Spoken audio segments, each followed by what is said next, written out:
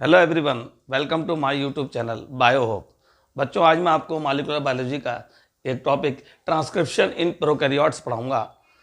इससे पहले अभी जो मैंने पिछली वीडियो डाली थी उसमें ट्रांसक्रिप्शन का इंट्रोडक्शन, सेंट्रल डोग्मा और ट्रांसक्रिप्शन यूनिट के बारे में मैंने आपको बताया था। आज मैं इस टॉपिक में ट्रांसक्रिप्शन इन प्रोकैरियोट्स, प्रोकैरियोट्स यानी बैक्टीरिया, बैक्टीरिया के अंदर ट्रांसक्रिप्शन कैसे होता है मैं उनको डिस्कस करूंगा आज आपसे बेटा। ये पूरी प्रोसेस को हम 3 स्टेप में बांटते हैं। Transcription in prokaryotes divide into 3 main steps. Number 1 initiation, ये बेटा इनिशिएशन हो रहा है यहाँ। नंबर 2 इलोंगेशन, यहाँ इलोंगेशन हो रहा है।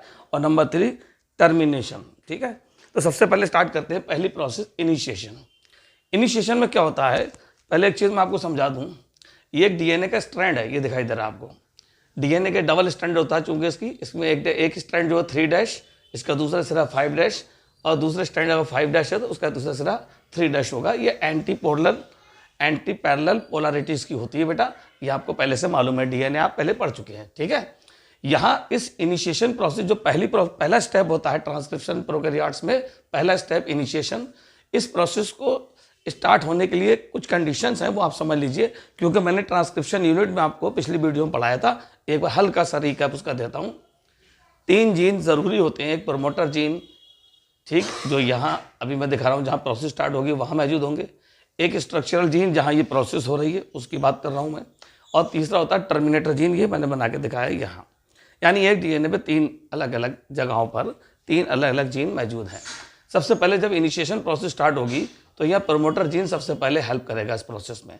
ठीक, प्रमोटर जीन पर ये प्रोसेस शुरू होगी और स्टार्ट करेगा इस प्रोसेस को आरएनए पॉलीमेरेज। लेकिन आरएनए पॉलीमेरेज डायरेक्ट जाके प्रोसेस को इनिशिएट नहीं कर पाता है, उसके लिए ज़रूरत पड़ती है उसे एक सिग्मा फैक्टर की। सिग्मा फैक्टर आता है और ये सिग्मा फैक्टर ये दिखाया गया निशान बनाकर, देखिए इस तरह का, ये इस तरह का निशान बना के सिग्मा फैक्टर ये दिखाया गया ब्लू कलर से। सिग्मा फैक्टर आता है और इस आरएनए पॉलीमेरेज से अटैच हो जाता है और उसे ले जाकर ये प्रमोटर जीन, ये मैंने बनाया यहाँ पर, ये साइड बनाई है प्रमोटर, ये डीएनए का छोटा सा पीस है जहाँ ये प्रोसेस स्टार्ट करेगा प्रमोटर, जिसकी मैं बात कर रहा हूँ। ठीक है, तो generally direct RNA polymerase process को स्टार्ट नहीं करता है। ठीक है, ये एंजाइम की रिक्वायरमेंट है लेकिन डायरेक्ट नहीं। इस एंजाइम का पूरा नाम आरएनए पॉलीमेरेज है, जो डीएनए डिपेंडेंट होता है, इसलिए इसे डीएनए डिपेंडेंट आरएनए पॉलीमेरेज कहते हैं। ये एंजाइम भी डीएनए पर डिपेंडेंट है आरएनए बनाने के लिए, ये मैंने पिछले वीडियो में भी आपको बताया था बेटा, ट्रांसक्रिप्शन यूनिट वाले वीडियो में। तो जैसे ही RNA polymerase, DNA dependent RNA polymerase आता है, वो डायरेक्ट इनिशिएट नहीं कर पाता इस प्रमोटर वाले पार्ट पर, प्रमोटर जीन पर यहाँ प्रोसेस को।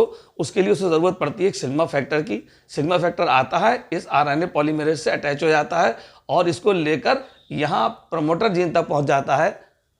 बस इसका काम सिर्फ इतना ही था सिग्मा फैक्टर का।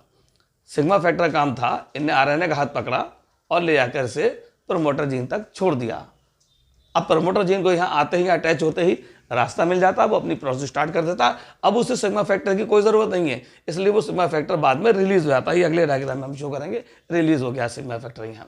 तो जैसे ही आरएनए पॉलीमेरेज यहाँ से जुड़ेगा सिग्मा फैक्टर की हेल्प से, तो स्टार्ट कौन कर रहा है प्रोसेस को, इनिशिएट कौन करता है प्रोसेस को, इनिशिएट करता है सिग्मा फैक्टर। ये मैंने नोट पॉइंट में भी लिखा हुआ है, sigma factor used only for initiate the process. ये केवल प्रोसेस को इनिशिएट करता है और जैसे प्रोसेस इनिशिएट होगी सिग्मा फैक्टर यहाँ से रिलीज हो जाएगा और आरएनए पॉलीमेरेज अपना प्रोसेस स्टार्ट कर देगा। इस प्रोसेस को इनिशिएशन कहते हैं। देखो हमने यहाँ दिखाया गया है समझाने के लिए। इनिशिएशन में the place from where transcription process is start.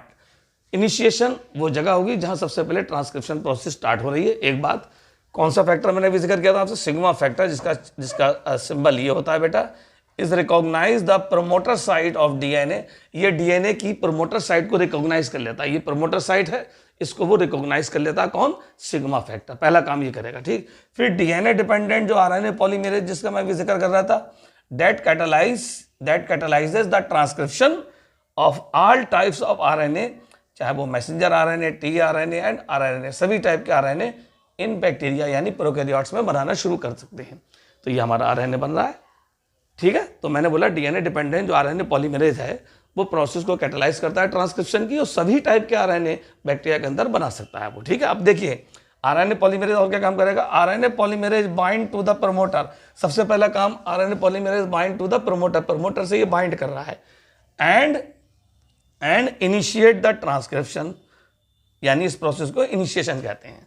तो आरएनए पॉलीमरेज पहला काम bind to the promoter with the help of sigma factor और इनिशिएट द प्रोसेस। तो सिग्मा फैक्टर काम था प्रोसेस को इनिशिएट कराना, उसके बाद वो प्रोसेस से अलग हट जाता है। तो ये पहली प्रोसेस इनिशिएशन यहाँ कंप्लीट हो जाती है हमारी। एक चीज़ और देखी गई, यहाँ जो प्रोमोटर वाला जो जीन है, जो प्रोमोटर वाला जो पार्ट है डीएनए का छोटा सेगमेंट्स, प्रोकैरियोट्स में ये सीक्वेंस चाहिए। प्रोकैरियोट्स में क्या होता है बेटा, ये वाली सीक्वेंस ज़रूरी होती है, ये वाली, दिस सीक्वेंस इज रिक्वायर्ड। ये सीक्वेंस है, आपको दिखाई दे रही है TAT AAT। प्रोकैरियोट्स में इस सीक्वेंस से प्रोसेस स्टार्ट होगी और mRNA बनना स्टार्ट होगा, ठीक है, RNA बनना स्टार्ट होगा। यूकैरियोट्स में सीक्वेंस थोड़ी चेंज होती है, TAT और साथ में ये 4 टाइम A। ये यूकैरियोट्स में इस सीक्वेंस से प्रोसेस स्टार्ट होती है, ठीक है, ध्यान रखिएगा आप। तो ये हमने बताया आपको प्रोकैरियोट्स और यूकैरियोट्स में कौन कौन सी सीक्वेंसेस होती है जो ये प्रोसेस स्टार्ट करती हैं। जैसे प्रोकैरियोट में इसे पढ़ने का तरीका टटाट करके पढ़ लीजिए। प्रोकैरियोट्स में इसकी सीक्वेंस मैंने आपको बताया TAT AAT टटाट पढ़ सकते हैं। ये इस तरह से सीक्वेंस होती है जहाँ से प्रोसेस स्टार्ट होती है। और यूकैरियोटिक में वो सीक्वेंस जहाँ पे TAT और 4 टाइम A, यहाँ से इस सीक्वेंस से प्रोसेस स्टार्ट होती है, ठीक है। तो ये हमारा इनिशिएशन वाला पोर्शन पूरा हो गया, जिसमें सिग्मा फैक्टर की हेल्प से आरएनए पॉलीमरेज जाके प्रोमोटर जीन से जुड़ गया और उन्हें प्रोसेस अपनी स्टार्ट करी, ठीक है। अब बात यह अगला स्टेप शुरू हो जाता है इसका इलोंगेशन। इलोंगेशन में जो चेन बन रही थी आरएनए की वो थोड़ी इलोंगेट हो जाती है, लंबी पड़ जाती है। उसके लिए क्या जरूरत पड़ती है, जो आरएनए पॉलीमरेज यहाँ दिखाई दे रहा है, यहाँ प्रोसेस स्टार्ट हुई थी, पहले इसने स्टार्ट किया था और यहाँ प्रोसेस को होते हुए दिखाया गया, इसमें इलोंगेशन दिखाया गया, चेन आरएनए को बढ़ते हुए दिखाया गया, चेन को लंबा होते हुए दिखाया गया, ठीक है। तो यहाँ पे जो आरएनए पॉलीमरेज जिसे हम कोर एंजाइम भी कहते हैं, वो एनर्जी की प्रेजेंस में, एनर्जी किस फॉर्म में, मतलब एटीपी के फॉर्म में एनर्जी जो होती है, और एमजी आयन की प्रेजेंस में इस प्रोसेस को कैटालाइज करता है। कौन सी प्रोसेस को, इलोंगेशन को। तो RNA polymerase catalyse the process of elongation in the presence of energy as well as magnesium ion, Mg++ ion, ठीक है। तो ये प्रोसेस देखो यहाँ लिखा है, इसको मैंने पॉइंट बताया। इलोंगेशन में क्या होता है, elongation second process, the RNA polymerase जिसको हम कोर एंजाइम भी कह रहे हैं, इन the presence of energy and magnesium ion, it can catalyse the process the elongation. Elongation की प्रोसेस को कैटालाइज कर सकता है आसानी से, ठीक है। तो हमको सीधी सीधी बात याद रखना है, आरएनए पॉलीमरेज जो कि एक कोर एंजाइम भी है, ये प्रोसेस स्टार्ट करता है एनर्जी की प्रेजेंस में और एमजी आयन की प्रेजेंस में, और इलोंगेशन की प्रोसेस को कैटालाइज करता है। अब सिग्मा फैक्टर यहाँ देखिए सेपरेट हो चुका है, यहाँ अटैच था जिसने प्रोसेस को इनिशिएट कराया था, और यहाँ सिग्मा फैक्टर इस प्रोसेस से रिलीज हो चुका है, सेपरेट हो चुका है, कोर एंजाइम से रिलीज हो चुका है, इन्हें कोर एंजाइम को छोड़ दिया है अब, ठीक है, रिलीज हो चुका है, ठीक। और एंटीसेंस स्ट्रैंड पे जाके टर्मिनेट साइड में पहुँच जाता है, ठीक है। ध्यान रखिए यहाँ पर, ये sigma factor separate the core enzyme, moves along the antisense strand till it's the reach terminator side. जो बात मैंने आपको बोली वो यही थी कि सिग्मा फैक्टर यहाँ से रिलीज हुआ, सेपरेट हो गया, और ये कोर एंजाइम जिसको हम आरएनए पॉलीमरेज कह रहे हैं, ये एंटीसेंस स्ट्रैंड पर क्या होता है, पहुँचता है, एंटीसेंस स्ट्रैंड पर पहुँचकर आप आगे की प्रोसेस, ये पूरा बबल बन गया यहाँ पर। एक जब ये प्रोसेस होती है ना, पूरा एक बबल बन जाता है। इस बबल को हम इसको प्रोसेस को हम ट्रांसक्रिप्शन बबल के नाम से जानते हैं। इस प्रोसेस के अंदर ये आरएनए पॉलीमरेज बन चुका है, आरएनए पॉलीमरेज ने अपनी प्रोसेस भी स्टार्ट कर दी, आरएनए बना दिया है। ये बबल ऐसे ही नहीं रहता, ये आगे बढ़ता रहता है। आरएनए पॉलीमरेज इसको आगे बढ़ता जाएगा, इस वाले यहाँ पे इस जगह पहुँच जाएगा, तो ये वाला बबल, जो पहले वाले बबल्स होते हैं ना, वो बंद हो जाते हैं, क्योंकि जोड़ने का काम डीएनए लाइगेज करता है, आपको मालूम है। डीएनए लाइगेज जोड़ देता है वापस इन टूटे हुए हाइड्रोजन बॉन्ड्स को, नाइट्रोजन बॉन्ड जो एक दूसरे के अगेंस्ट लगे होते हैं, ठीक है, ध्यान रखिएगा। ये आगे बढ़ जाता है, ये ऐसे आगे बढ़ता जाएगा, बॉन्ड को तोड़ता जाएगा, आरएनए पॉलीमरेज प्रोसेस को आगे। तो देखिए यहाँ पर ये इलोंगेशन की प्रोसेस जो चल रही है हमारी, इसमें सबसे पहले ये क्या होता है, आरएनए पॉलीमरेज जहाँ पर ये एमआरएनए बना रहा था, वहाँ पर एक बबल तैयार हो रहा है, या इसे ट्रांसक्रिप्शन बबल कहते हैं बेटा। ये ट्रांसक्रिप्शन बबल जब बन जाता है तो आरएनए पॉलीमरेज ये आगे वाले लूप में चला जाता है, ये आगे बढ़ जाता है, ठीक है। ये और आगे को इसके हेड बॉन्ड को काटते हुए आगे बढ़ जाएगा, ठीक है, प्रोसेस को। और यहाँ पे कहीं पे टर्मिनेटर साइड है, यहाँ पहुँचने की कोशिश करेगा। देखिए यहाँ बताया गया है कि sigma factor separate the core enzyme, core enzyme से सिग्मा फैक्टर जो होता है वो सेपरेट हो चुका है ऑलरेडी, ठीक है। And moves along to the antisense strand, और एंटीसेंस स्ट्रैंड की तरफ मूव कर जाता है, and it till reach to the terminator side, terminator side तक पहुँचता है। तो ये हमारी प्रोसेस इलोंगेशन कहलाती थी, ठीक। अब हमारा तीसरा स्टेप है टर्मिनेशन। टर्मिनेशन में हमने क्या देखा, टर्मिनेशन में ये देखा हमने कि जैसे ही आरएनए पॉलीमरेज एंजाइम जो हमें दिखाई दे रहा है, it reach to the terminator site. सबसे पहले तो इसे टर्मिनेटर साइट तक पहुंचना है। मान लीजिए यहाँ टर्मिनेटर साइट था, अब ये यहाँ से मूव कर गया है, आगे मूव कर गया है और टर्मिनेटर साइट तक पहुंच गया है। ठीक है, जैसे यहाँ पहुंचता है, क्योंकि सिग्मा फैक्टर ऑलरेडी पहले से इससे रिलीज हो चुका था, तो अब ये सिग्मा फैक्टर काम था प्रोसेस को इनिशिएट करना, और सिग्मा फैक्टर ऑलरेडी रिलीज हो चुका है, प्रोसेस शुरू हो चुकी थी, आरएनए बन चुका है और ये टर्मिनेटर साइट तक पहुंच चुका है आरएनए पॉलीमरेज। अब यहाँ आरएनए पॉलीमरेज जैसे सिग्मा फैक्टर स्टार्ट कर रहा था, ऐसी एक रो फैक्टर होता है जो प्रोसेस को टर्मिनेट करता है। तो जैसे ही यहाँ पहुंचेगा टर्मिनेटर साइट पर, एक और फैक्टर एक आ जाएगा जिसे रो फैक्टर कहते हैं, इस तरह का इसका सिंबल होता है, वो आके आरएनए पॉलीमरेज से अटैच हो जाता है और इस प्रोसेस को रोक देता है। प्रोसेस जब रुक जाती है तो ये जितना भी आरएनए उस समय बन चुका होता है सेल में, वो सेपरेट हो जाता है। जितनी ज़रूरत होती है उतना ही आरएनए बनाना होता है, तभी आगे वहाँ रो फैक्टर जुड़ता है। ठीक है, तो ये हमने देखो यहाँ मेंशन किया हुआ है यहाँ पर, when RNA polymerase enzyme reaches at terminator site it separate from DNA template. ये डीएनए टेम्पलेट से सेपरेट हो रहा है, डीएनए टेम्पलेट से सेपरेट हो रहा है। ठीक है, ध्यान रखिएगा।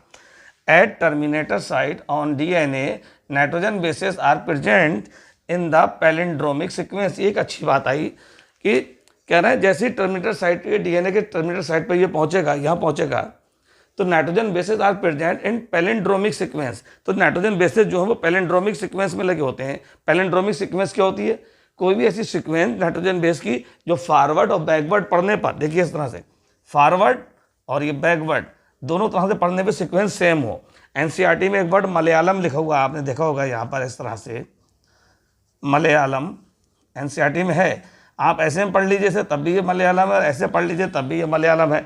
तो फॉरवर्ड एंड बैकवर्ड दोनों सीक्वेंस जब पढ़ने में सेम आती हैं उसे पैलिंड्रोम कहते हैं। तो अगर ये कंडीशन यहाँ ऐसी हो जाती है, जैसे ये टर्मिनेटर साइट तक पहुँचता है आरएनए पॉलीमरेज, और अगर वह नाइट्रोजन बेसिस पैलिंड्रोमिक सीक्वेंस में लगे हुए हैं, यानी फॉरवर्ड और बैकवर्ड सेम सीक्वेंस पढ़ने में आ रही है, ठीक है, तो उस समय ये प्रोसेस स्टार्ट होती है। उसी समय रो फैक्टर आके यहाँ इससे आरएनए पॉलीमरेज से अटैच हो जाता है, प्रोसेस को टर्मिनेट कर देता है। इस समय जितना भी एमआरएनए बन चुका था वो सेल से, इससे डीएनए से सेपरेट हो जाता है और ये आरएनए पॉलीमरेज भी इससे बाहर आ जाता है निकल के। इस तरह ये हमारा आरएनए कंप्लीट होता है। डीएनए से एमआरएनए बनना, इस प्रोसेस को कहते थे ट्रांसक्रिप्शन।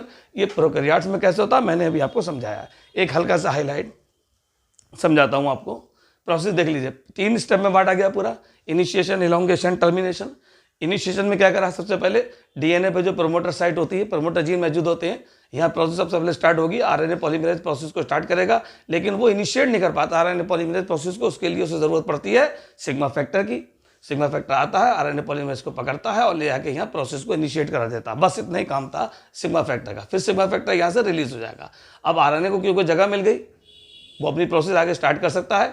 ठीक, ये प्रोसेस इनिशिएशन पूरा हो गया क्योंकि इनिशिएट हो गई प्रोसेस। इलोंगेशन में क्या हुआ, ये जो आरएनए पॉलीमरेज जो कि अटैच हो चुका था प्रोसेस से, अब ये एक सीक्वेंस बनाना शुरू करता है डीएनए के अगेंस्ट, किसके, एमआरएनए की सीक्वेंस। एमआरएनए 5' to 3' एंड, ये 5' होगा या 3' एंड होगा, प्रोसेस बनना शुरू हो जाएगी।